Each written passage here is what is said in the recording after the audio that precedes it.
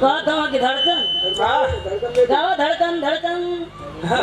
अरे बिरहा गावा जोगी बन जा। हाँ धड़कन थोड़ा जब बाल बच्चा जब अपने बराबर हो जा आपन जूता जब लड़का हो जा तो समझ ला सब भुला। आप लोग शांति बना के बैठे। आप लोग के बिरहा सुनावा था 20 मिनट ज्यादा ना। ये तो चढ़ा बड़ा के अपन ले खींच लिया। हाँ? हाँ, अरे तो जनता बड़ा चाहिए बहुत चला खवन का नाम है राम सिंह। हाँ तो बगलिए से पड़ोसी हम आपन हसुआ अपनी और खींचेला। यो भैया बड़े कहो आई हम रौली को आ कितना जानी हम झौली को आ बगलिया में भाई रौली को सब लगा में बा हम भाई बढ़लगंज को। तो भाई 4-5 किलोमीटर का दूरी है। आग लगी थे भैया तोरे बगल के बुताए हम नहीं ना। बहुत बढ़िया बहुत तकड़ है प्रधान ही बना दी। अरे पावल जरिए से काट दी। हाँ अच्छा भैया बहुत अच्छा बिरहा क्या बात जिंदगी में जेकर भला करे के चाहिए बुरा ना करे के चाहिए भैया। जैसे जेकर पटक आते प्रेम से निभा है कहा जाला जी प्रेम ही तो पूजा है। गुरु जी वो ये निभाना तो कहना खा चबा गई ना के खैला चबीला हो खा गोमा नहीं बाना छुद्दू आई बाण हारमोनिया वाला बुझा तन के दाने में नहीं मिला था। हां यो जाइबे करी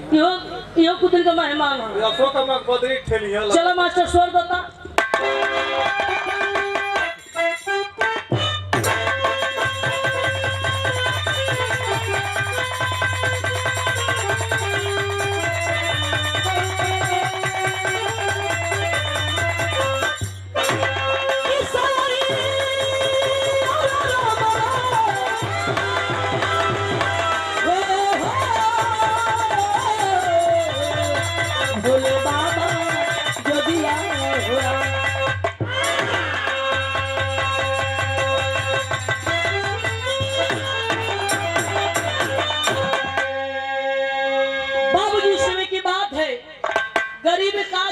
भोला बाबू एगो गरीब से पूछिए अमीर का जानी तो वो गरीब झेल ही नहीं हुई। लेकिन कहना है भूमिका का लाइन में कहना है क्या मास्टर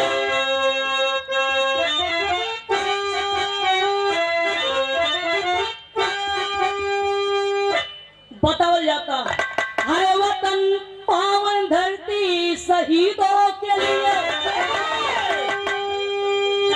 ए बाबू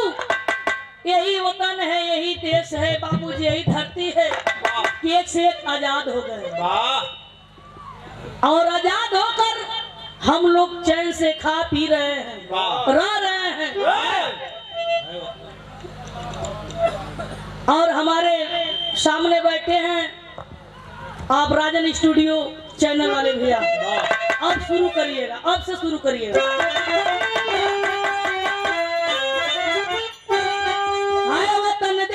पावन धरा हिंद की इस भूमि देव गुणगान गाते है गंगा या जमुना की धारा सदा सुख में जीव जीवन बिताते। अरे धन रे समय और कलहू का बेला भाई सहोदर से भाई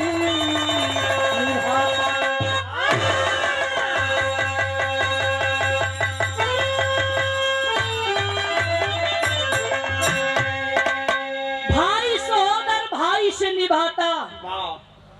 गजल है मास्टर।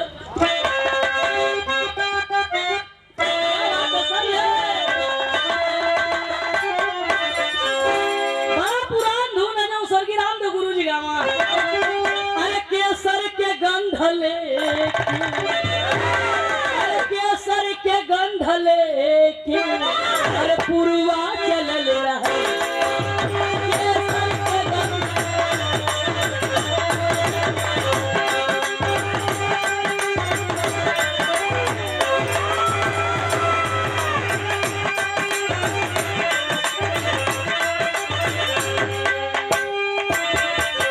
अरे केसर के गंध लेके अरे पुरवा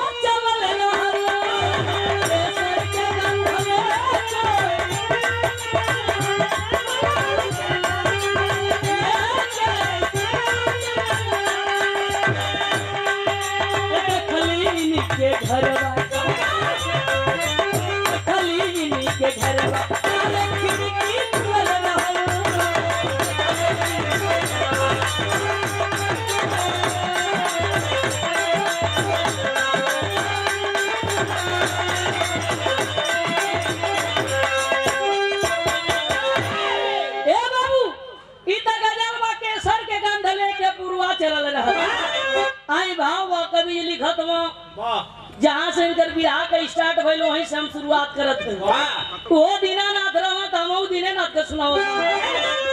कहानी बा बिहार प्रांतारा जिला के अंदर का सोनबरसा गांव का बाबू एक दीनानाथ यादव हैं उनके दो लाल थे कवि ने भाव दिया कैसे अरे रघुबर लखन थे भाई रघुबर लखन थे भाई अरे भाई का प्यार पाए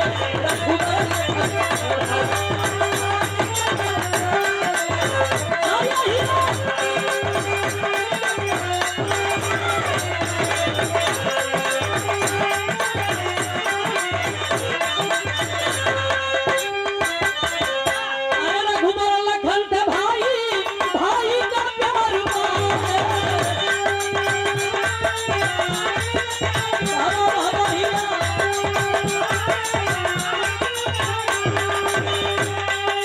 संकट विपिन में झेले संकट विपिन में झेले अरे संकट विपिन में झेले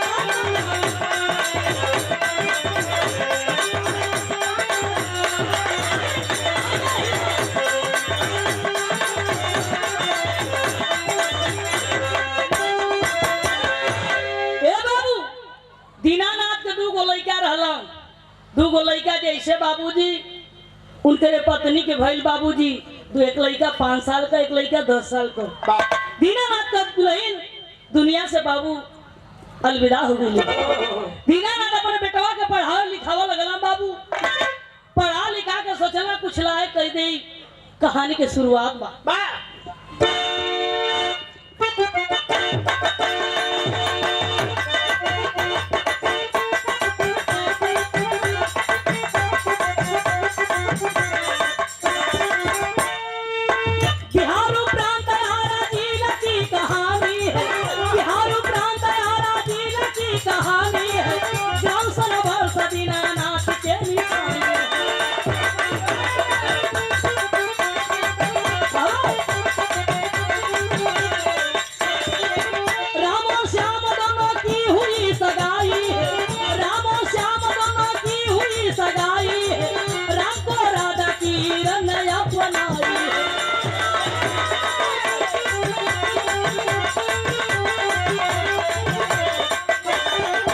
श्यामा घर गिरस्ती राम नौकरी पाया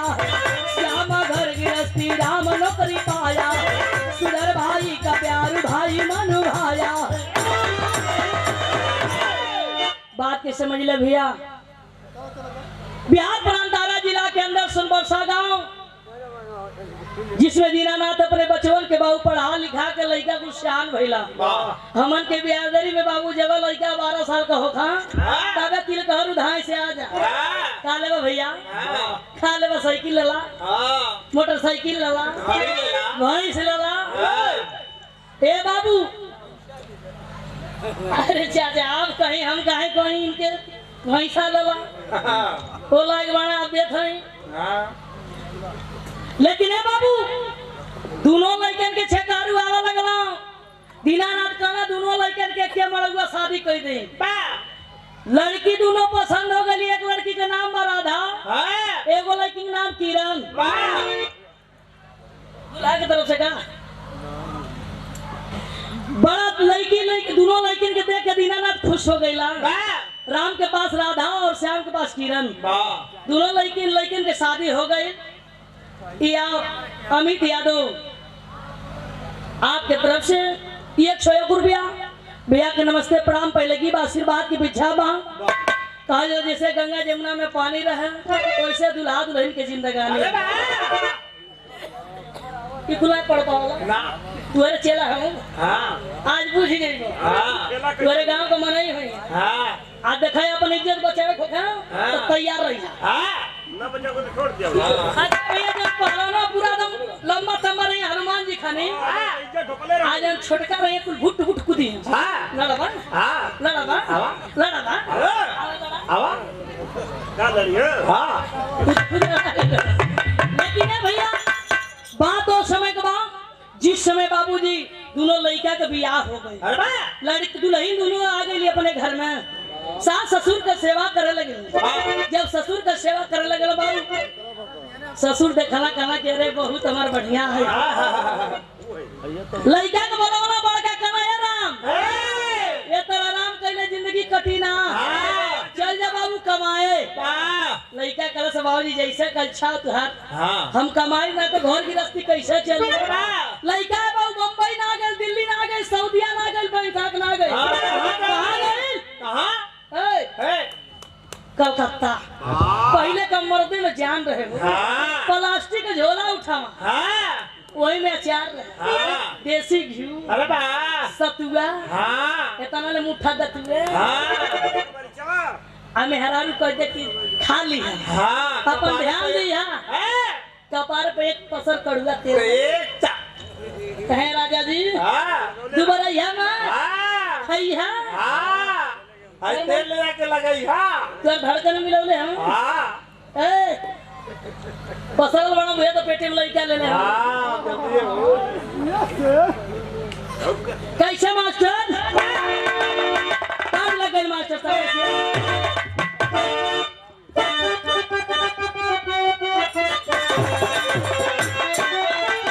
अरे बालिया झूमू का भूला,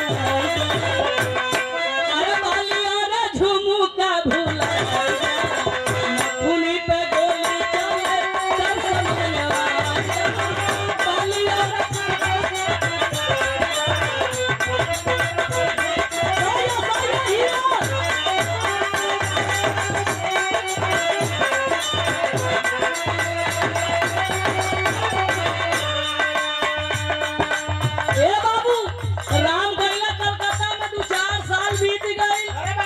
सोचला बाबूजी के तो देवे कहली, कल मेहरौआ के 5000 लगा दे। जब 5000 लगोलो मेहरौ कला रे हमार राजा गैला, हमार ध्यान दे दिया। आज मेहरौ 5000 बोला देवरे के लगे गल कला है, ऐसे काम चली ना। हमारे परिवार ना न खाता, तोरो परिवार खाता,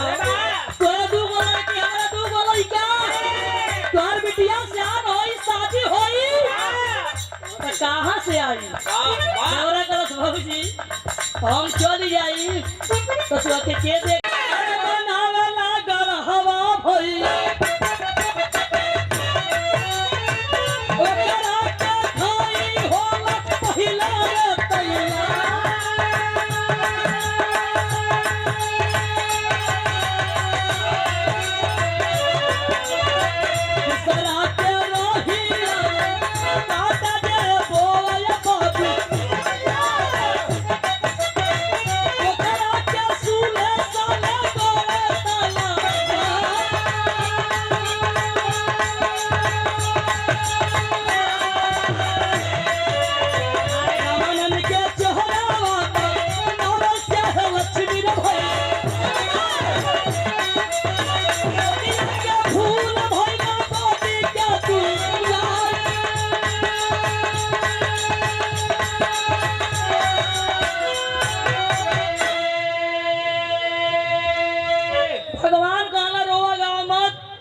लड़का के जहाँ से लेके आई बड़े वहीं छोड़ दा। चलल है बाबूजी वही काशी नगरी में एगो पोखरा के तट पर उस बालक नंगा तन बालक को छोड़कर आती है, आए को रोती है कि आज ऐसा गलती ना कैले रहती। तो कितना सुंदर लड़का बा, नंगा तन छोड़ के जा तनी, कहल जला मेहरारू का करेजा बड़ा कोमल होला। अच्छा मरद बरतिया जात हो बराते कहिए तनी मालवा देबू, तनी अंगूठिया देबू, कहिए पागल हवा, जुग जमाना जोरता माला पहन के जेबा कौन मुआ देई जैसे भर के केउ बा। अब वे मनिहारी आ जाए कि करिया माला है साफ करके एकदम पियर बना दे। बक्सा के तोरे गठियोले रहे लेके बाहर निकाल दिए, जब फरार लेके चल जाइए लगे रोवे। ऐसे हम बताई लगे धड़कन का याद कम करो,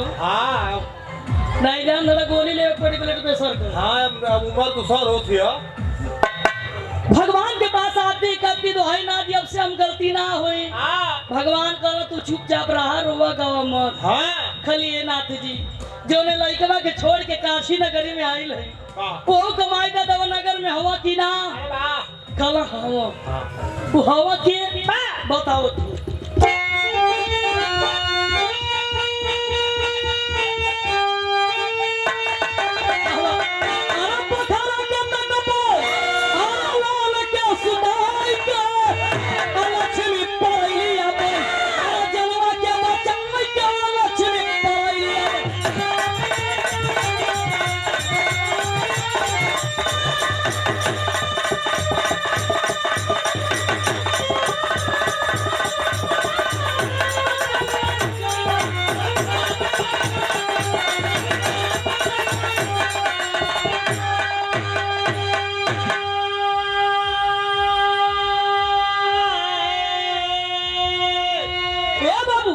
उड़हल के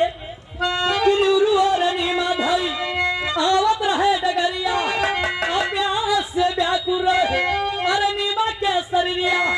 और देखे सुंदर लाल और गोदी में उठाई के लक्ष्मी पड़ैलिया अरे जनवा के बचाई के लक्ष्मी पड़ैलिया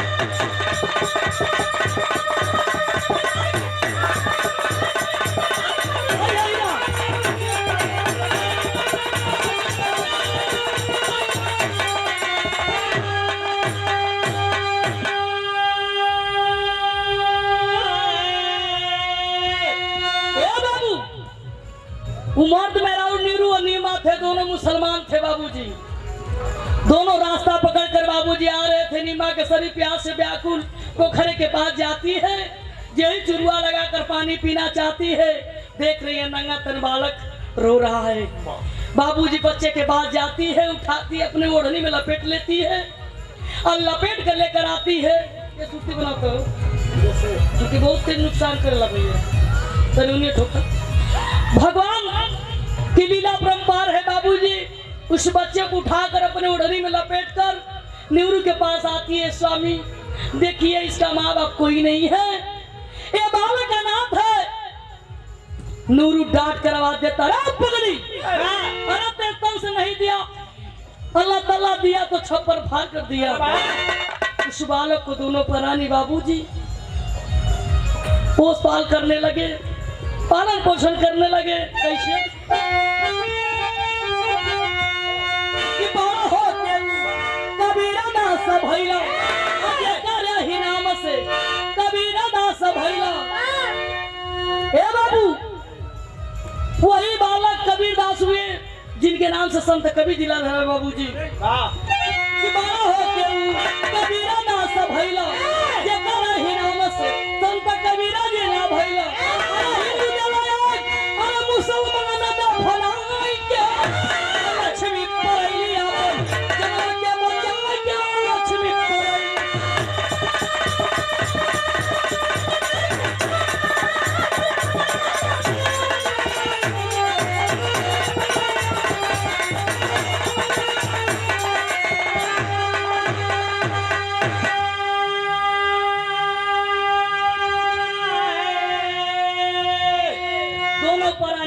नीमा बाबू इस बालक को पढ़ाए लिखाए पढ़ा लिखा कर बाबूजी बालक कबीरदास हुए कबीरदास सोचना यही बनारस में काशी में सब लोग अपन पाप धोया वाला पाप धोया वाला जैसे बढ़िया ना हाथ गोड़ रही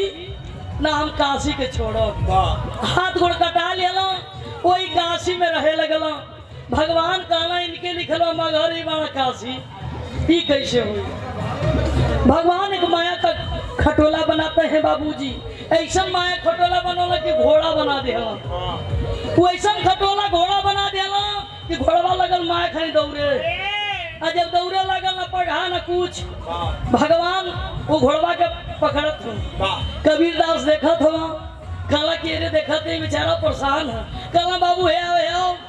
कबो घोड़ा का लगाम ना लगौले हुआ कहला बाबा हम तो वही से परेशान हैं तनी आप बतौती तो हम लगा देती नया नया घोड़ा लिया बनी समझ ना पाओ तनी कबीरदास कहला को काम कर घोड़वा के पकड़ी दा अरे घोड़वा के पिठिया पर हमके बैठा दा खाला बाबा ये तो कह दी घोड़ा पकड़ लिया पकड़ के कबीरदास के पिठिया बैठा देना घोड़वा के आ कहला कि हईले लगाम पकड़ी आ जैसे लगमुआ पकड़ा तो उड़ा ले लो न आजमगढ़ न गाजीपुर न बलिया न देवरिया न नौसर सीधे माँ घर में पटक दी कहाँ तो के लिखल माँ घर तू कैसे रह काशी हमन के लिखल वाला फुलवरिया भोजन बताई तो कैसे रह मक्को कटा गाँव का अगल बगल दिखा दे यहाँ पर अच्छा ने दिखा दे काम नहीं चली बाबू कितनो बाउर होता है अपन अपने नहीं जिसका सेठ का नाम पड़ा कबीर दास का उत्पत्ति आखिर लाइन में कहना